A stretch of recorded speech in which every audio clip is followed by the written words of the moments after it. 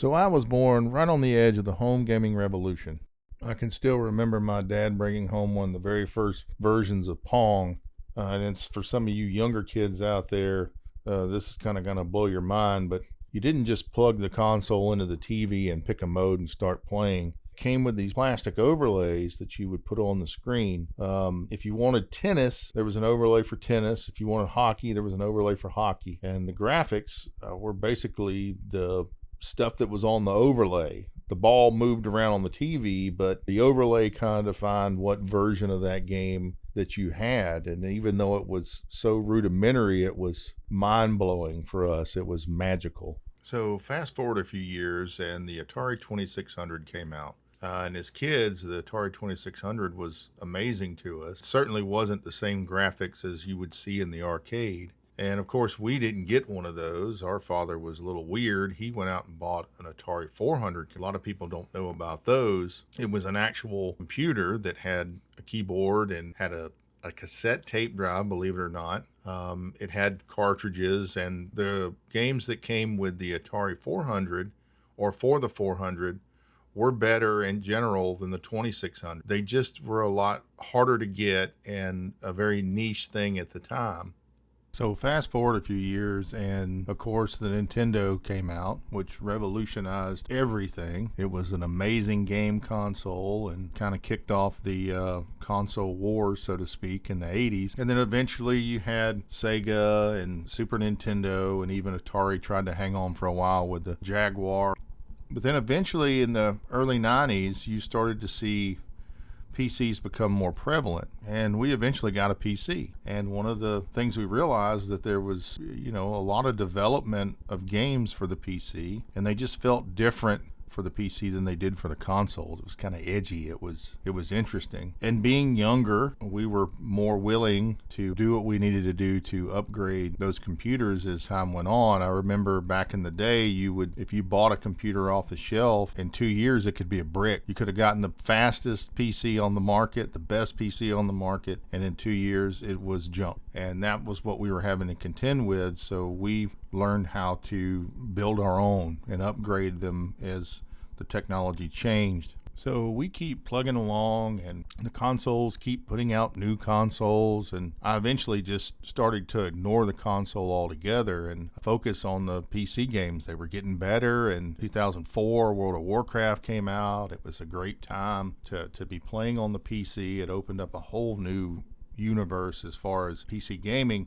But something started to happen that honestly bothered me at first. I remember I hadn't been in a GameStop in a few months. I'd ordered something and went in there and just happened to notice that the PC section had been reduced to one little gondola in the middle of the store, and there were only a handful of physical copies. And most of them were in the little cardboard envelopes, not in boxes. If there was a disc in there, it was in that little sheath, but most of it was cards with activation code. And at the time, my internet was terrible. Downloading a 20 gigabyte game would take a damn day, and I hated it. But it's funny, nowadays, because of Steam and because of the revolution of the internet, I've got 3 computers, and not a single one of them has a CD drive or a DVD-ROM drive in it. So back in the day, we had dial-up internet, and then eventually we got DSL, and then DSL Plus, and then cable internet, which was awesome at the time. And hell, now I've got fiber, which is a complete game changer from the way it used to be 10 or 15 years ago. But back then,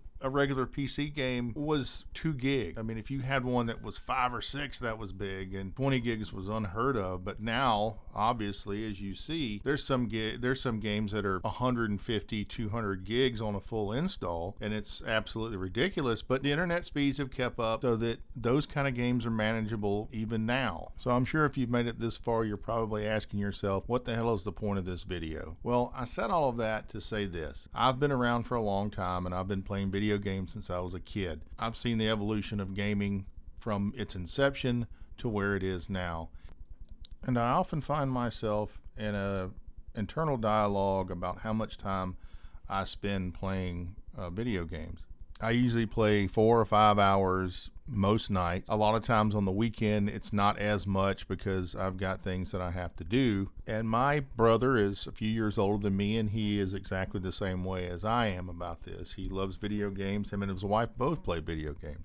I also feel like we're all responsible adults. We do our jobs well, and we're responsible Americans. We pay our taxes, and we're not 400 pounds and normal by a lot of standards other than how we choose to spend our free time. So with all that being said, I decided to do some research and look at the demographics, or at least what's out there on the internet. And some of it surprised me. Obviously, I'm in my 50s. I play a lot of games. I love gaming. My brother is a few years older than me in the same situation. And we often joke that we're going to be in our 70s talking shit, playing video games, while everybody else is, sitting there eating their soup watching soap operas. And honestly, I think that's exactly what's going to happen. What really shocked me was that in one survey I read, 17% of the quote-unquote population in the U.S. that plays video games, 17% now, were 50 to 59. Another surprising one was that the biggest section of gamers 30 to 39 was 26%, 21% for the 40 to 49, and then I think 8% for 60 to 69. So it got me to thinking that there's probably a lot of people out there that are just like me, who started in their early childhood where gaming imprinted on them, and they've rode this wave just like I have.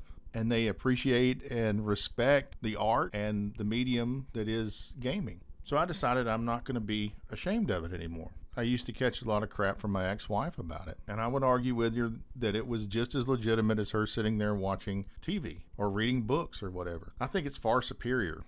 Not only are you watching it, you're reading, you're interacting with it, you're making decisions, your brain's working, your hand-eye coordination, the whole 9 yards. And I think it's important for people who enjoy that as they get older to keep doing it. You used to hear all these things about the Sudoku puzzle and how people were playing those to keep their mind sharp, and I completely agree, but I think you could say that the same thing for gaming. As long as you were playing stuff that wasn't just mindless, you were doing stuff that made you think about the process and think about what you were doing and making decisions and strategizing and all of that, I think that would be just as good as anything else that you could be doing, especially sitting there just watching TV. Now, reading, I would say, is probably one of the better things you could do for cognitive exercise, so to speak. But as you all know, there's a lot of games you can get a bunch of reading in if you really want to. So here's what I really want to say. If you're in your 30s, your 40s, your 50s, or even older, stop treating gaming like it's something to be embarrassed about.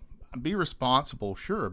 Everybody needs to be responsible in how much time they spend, because we all know that you can get lost in some of these games and spend 12 hours in Elden Ring or something like that, where you get sucked into it and smoke the crack pipe, and the next thing you know, it's dark outside and everybody's pissed off at you. Don't neglect your life. That's my point. Don't be ashamed to be a gamer either. Own it. If gaming is something you enjoy and is intellectually engaging and it challenges your brain and it gives you joy, then you should never be embarrassed about it. I think if you're a gamer and you're older, you should wear it like a badge of honor. And that's just my opinion on it. But if you like this type of discussion and you want to see more of it, do me a favor and hit the subscribe button and maybe leave me a thumbs up, or hell, just comment below. Tell me what you think.